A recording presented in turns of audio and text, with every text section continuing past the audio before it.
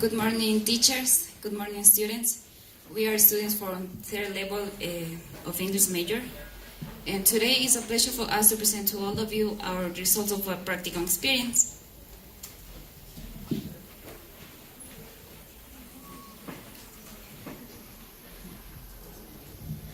I'm going to talk to you a little bit about the introduction. The teaching practice in this semester was that of in-class observation, which was oriented toward teacher education and research-based, where we as students had the opportunity to meet the day-to-day reality of the English language classroom. And this was, we did this practicum in 7 different public high schools. Classroom observation is not an easy task. A language teacher need to have in mind many different factors and aspects that are directly observable inside the classroom. During these 8 weeks, we had the opportunity to observe concrete classroom situations. The tasks were focused on the student, the teacher, and the material.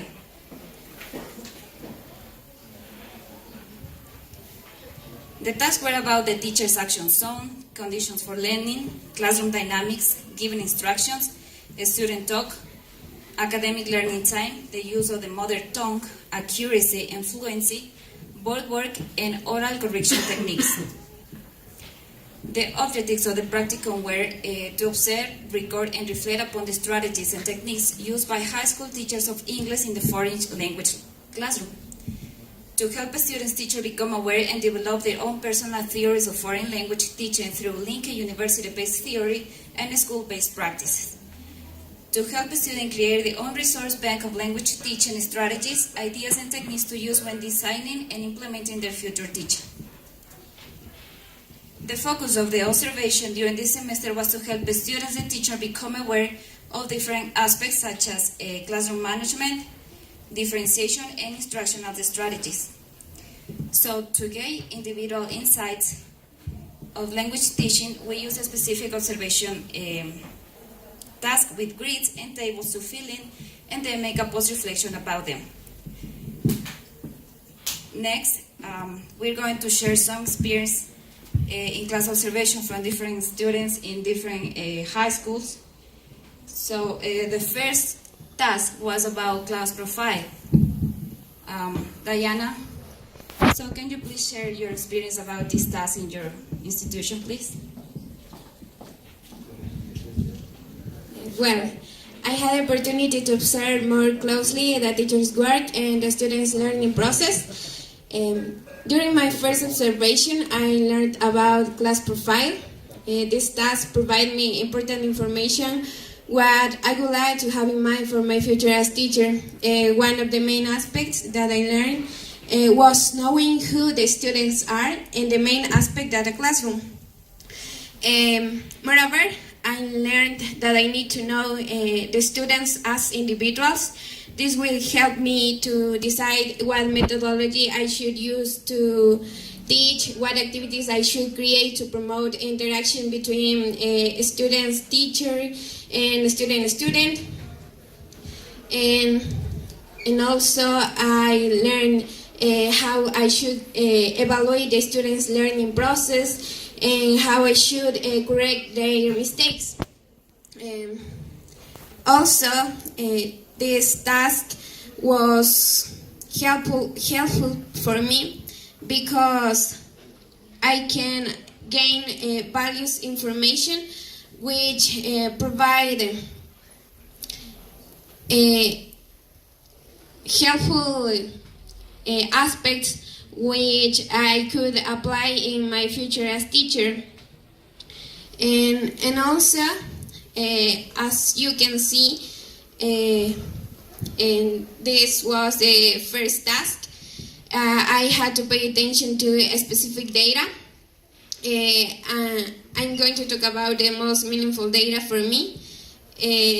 Number 4 was about the number of the students in the classroom.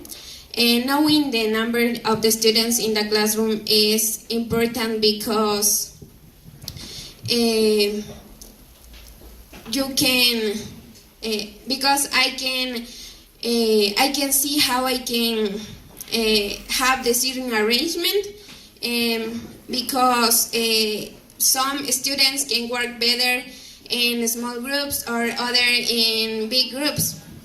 And also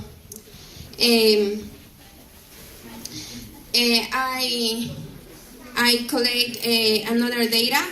As you can see, the 5 activity was collect the age of the students.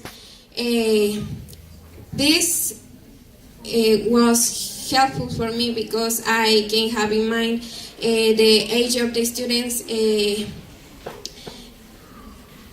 can provide different energy, behavior, and willingness to study. Students who are 5 or 6 years don't have the same concentration than students who are 15 or 16 years old. Another data was about the English level of students and the course book what they use. It's important know the English level of the students and their class schedule, because sometimes students can have some problems to understand, so teacher need more time to explain in a deep way, and teacher cannot fulfill with activities planned for the lesson. Another important thing in this process is that a teacher is responsible to create a teaching learning process, and he or she should know how to motivate students to learn. Thank you, Pilar. The task 2 in week 2 was about the teacher's action zone. Carol, can you share with us your experience about this task, please? Good morning, everyone. I'm going to talk about the second week of Practicum experience. And in this week, we had to focus on the teacher action zone. That is to say, I had to put special attention on the way that the teacher interacted with the students and how the teacher involved to all the students in the learning teaching process. Yeah.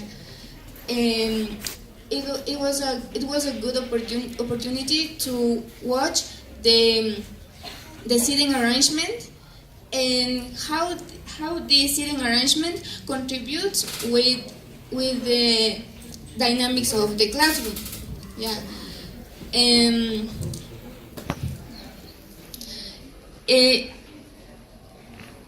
this, as you can see, this is a very traditional classroom where the seats are organized in columns and the board is in front of the students. It is in front of the students. Our task was to put a tick next to the student's name who participated. In this case, most of the students were called by their names. However, there was one student who was volunteer and participated many times. It was Samuel Jiking, and the teacher's action zone was in the middle from row seats. However, students from different seats participated as well. The task 3 was about group dynamics. Carol, can you explain a little bit more about this task, please? In week 3, we had to focus on the role of group dynamics, that groups are organized to work in the classroom. It may be in pairs or groups of 3 or 4 or more people.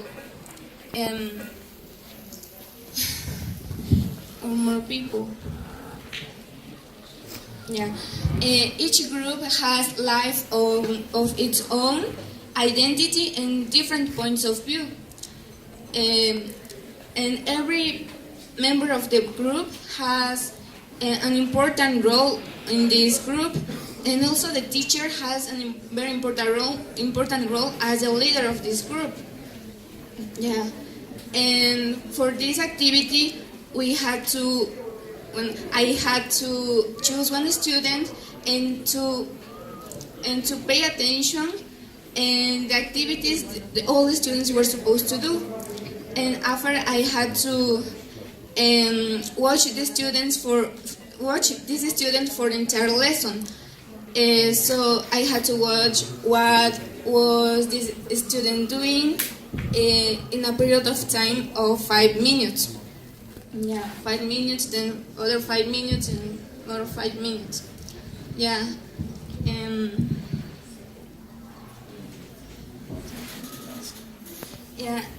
It helped me to know how a student is involved in the learning teaching process. Yeah.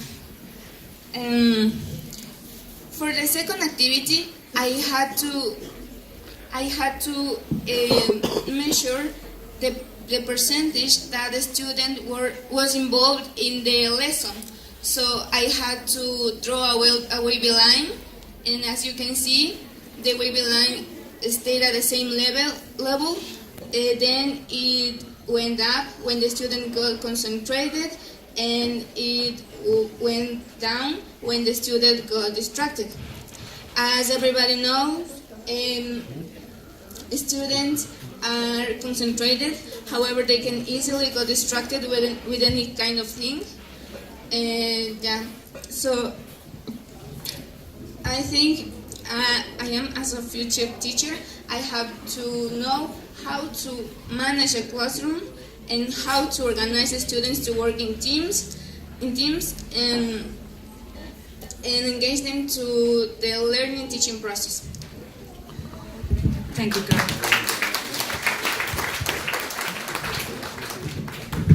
The week 4 was about a student talk. Fabricio, can you share your experience about that, please? Good morning with everyone. So in week 4, I had to observe different things, two main aspects that were the student talk. As you can see in the table, most of the students don't have a lot of participation because they were only reading a task from the book and giving responses to the teacher, maybe a word or two. But there wasn't really real communication between the students or the student and the teacher. According to experts, a way to learn a foreign language is to use that language.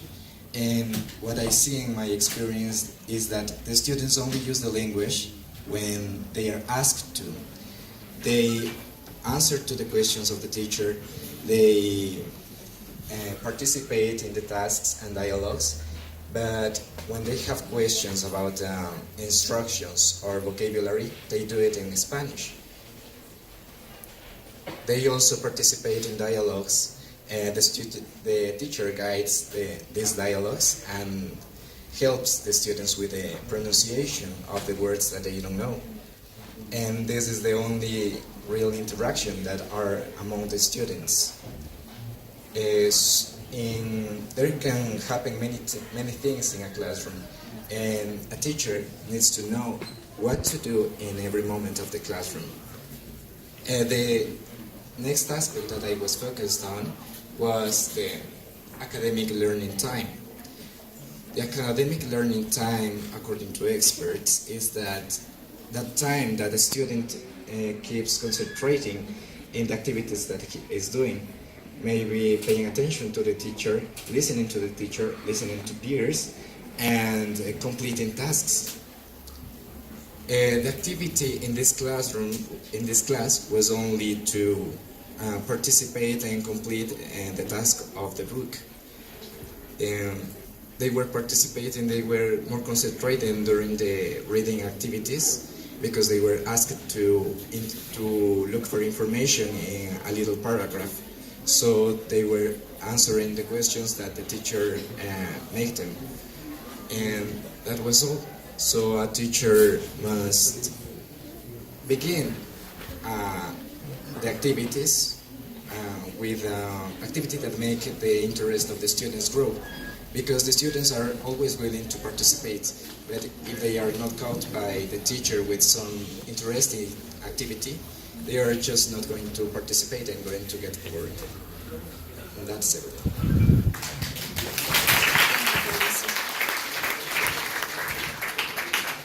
The week 5 was about conditions for learning.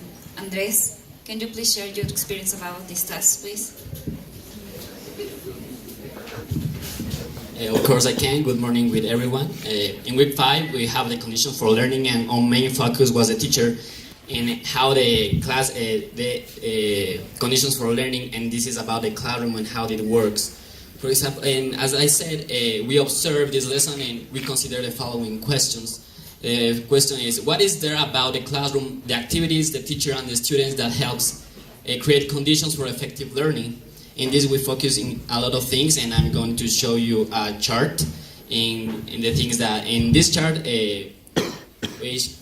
I'm going to show you the classroom, the activities, and what the students did in this process and this observation.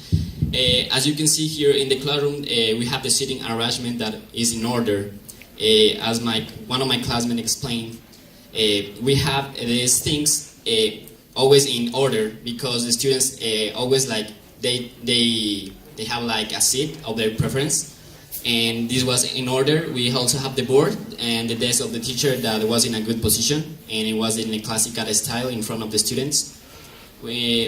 But the negative factors were that the classroom is too small to the amount of students. I work in the Victor Manuel Guzman High School, and the class was very small for an amount of 34 students. There aren't any light bulbs, and the class was dark, so if they want to write something, it will be impossible for them. And the class was dirty, and it has some garbage in it. We also have the activities. The teacher always starts with a chant, and I think this is a kind of warm-up for the students. Can you please? Yeah. He made the students sing a song that was rice with milk, and with this they put attention to the things that the teacher is going to do in the future in the class. Also, one of the activities was make the students talk about their vacation by asking them questions, and when they answer this question, they can sit down because the teacher asked the students to stand up. And also they look for new vocabulary, and they search the meaning of the words with their cell phone, so the teacher works with technology in the class. But we have also our negative factors here. A group of the class work didn't work because the students put attention in other stuff. They were supposed to do a circle around the class, and the teacher is going where the teacher will give the instructions in the middle of this circle, but the students were doing another things such as homeworks or another activities in the class. And the other activity was complete the book with just the content of the book and not using other materials, so the teacher only teach by the book. We have here the positive and the negative factors of the teacher. The teacher cares a lot of the students' behavior. He always talks to them, and he always wants to call their attention because they distracted. They are teenagers, and this is normal for them. The teacher also made fun and interesting activities to the students. As I said, the teacher makes the students sing, and he's very patient with students. And he tried to make all the students participate. He cares a lot of the students and how the class develops. But the problem is that the teacher only teaches by the book, and he didn't use it. Willing to participate in the class, in activities, and as in the second point, they try to participate when the teacher asks for something. They always wanted to participate in this class. But the problem was the behavior. As I said, they are teenagers, and working with teenagers is very difficult because they always changing their minds and activities that they did in this class. And the second activity of the week 5 was the use of mother tongue. As teachers, we use the mother tongue for giving instructions or for calling attention for the students because it's important to them to understand us. Because some of them will not understand when we are talking in English. So the teacher in in this class talks sometimes in English, and he has some utterances that I'm going to show you here. As you can see here, I type in this chart some things that the teacher said in this class. We have to remember that all the things that were here were in Spanish, and the teacher called the attention of the students in Spanish, because in this way they will understand what he's saying. He gives information about the use of English on the laboratory, that they were supposed to do an activity in the next week, and he always for explaining in a better way, he used the mother tongue, and the students could understand what they had to do. He also gave information about the homework, and when he organized the class activities, he always used the Spanish to make the students understand what he was saying. And the students' utterances, in the whole class they use a lot the Spanish, because they don't talk between each other in English. And when they ask something to the teacher, when they ask something between them, they always were making jokes, and they always were doing this in Spanish. So in an English class in Ecuador and in this high school, the English is only used for giving, like, in the beginning of the class and for some activities. But when the class develops to the 2 hours, is like half and a half of the two languages used. So this was the week 5, and thanks.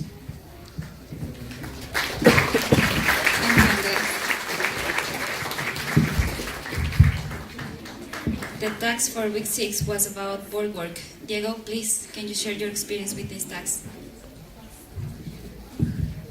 Okay, now I'm going to talk about the use of the board in the classroom.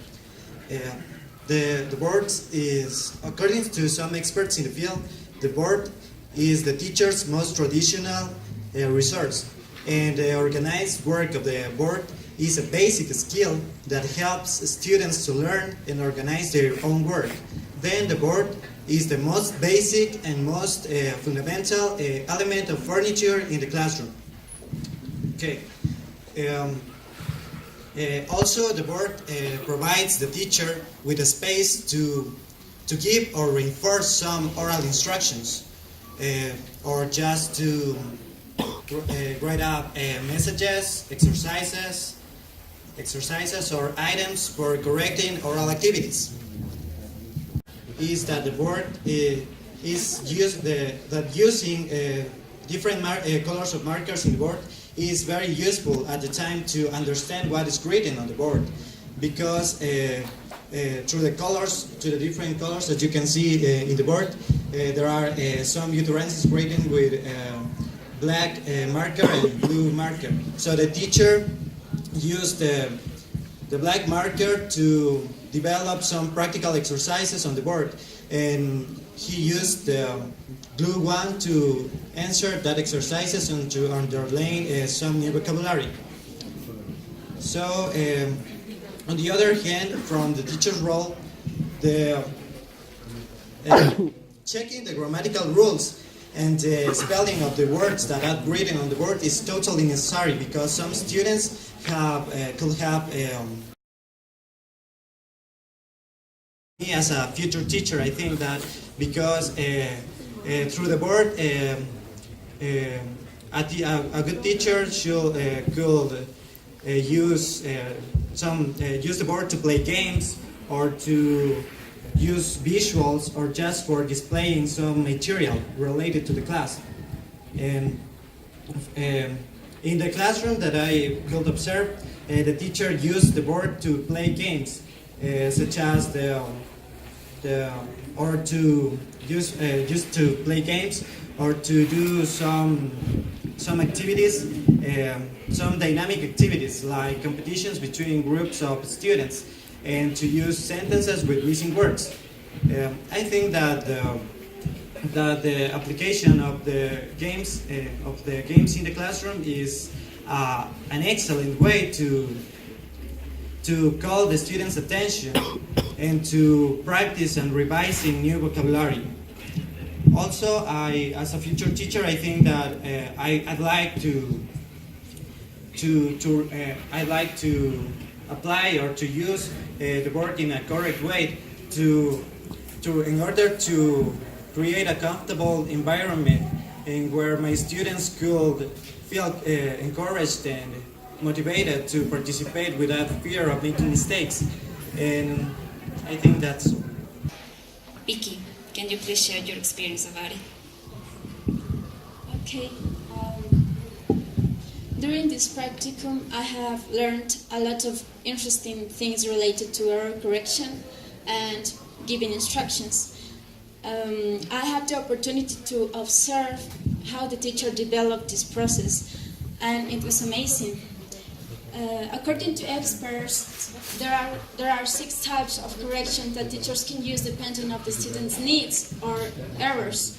So those types of corrections can produce different results in the student's learning process. The technique that the teacher uses the most for correcting mistakes is the metalinguistic clues. I realized that working with early stage students is very hard because they are learning the basis of the target language, the grammatical structures, and the rules. So I think that the teacher uses the metalinguistic clues because she tries to make the students realize of their own mistakes by asking questions. So I observe that some students easily recognize their errors while others not. And for those cases, the teacher applied explicit correction. And I think that she applied explicit correction because of the time and the amount of the activities. I think that the students always need help until they can internalize the grammar rules and the grammatical structures of the target language. In this experience, I saw that the teacher rarely used the clarification request because this type of correction produces nervous in the students, and I was able to verify these characteristics because some students, after this type of correction, started thinking that all of the responses were wrong, and it affects their self-confidence. So in the classes for early stage students, the speaking tasks were rarely used because the classes are focused on reading and writing activities and comprehension and listening tasks. So therefore, pronunciation is something that teacher correct only in the few times when the students have to talk. For example, when they have to read the title of the activities, or when they have a lesson and they have to describe their family members or their physical appearance. So I think that the implementation of different feedback for correcting mistakes could be a good idea because the students can approach to the correct response and understand it, understand why that is the correct response, and taking the feedback that is more useful for their learning process and without making them feel nervous. I also have the opportunity to observe the classes and the dynamics of giving instructions. And I know that this is the most important part of the class because depending on how well the students understand the activities, the instructions, the activities will success or fail. So I was so excited to see this process and recognize which instructions work well, so I can take this information and implement it for the future. I also recognized that the teacher used the 3 stages of giving instructions, and it was nice. However, there were some students that didn't understand the instructions, and I think that the use of the native language could be useful for those students. In this practicum experience, this practicum experience made me think that as a future teacher, I need to be very patient because I observed that the teacher sometimes had to explain the instructions at least 3 times, and she has to use body language, and she also applies some words using the native language. And at the same time, I think that it's very important to implement some characteristics that I learned for the teacher about how to call the students' attention and how to establish a disciplined behavior, because it is important before giving instructions. I think that the use of the native language for the early stage students, it could be justified. A teacher must consider the background of the students, their level of English, to carry out their learning process in a successful way that allows the students to be ready for the next grade. These two objectives are called accuracy and fluency. In my first experience as a student observer in the class, I could see that it's very difficult for the teacher focus only in the fluency, because as you can see on the chart, there are only 3 activities oriented on fluency, and these are listening to conversation of the book through audios, the second one reading the conversation out loud, and the third one reading the conversation in pairs. On the other hand, accuracy has more oriented activities, and these are reading on the book, reading a paragraph, looking for information, and completing an activity. As a conclusion, I, as a future teacher, I need to have a balance between accuracy and fluency. Thank you. Thank you guys for sharing your experience with us.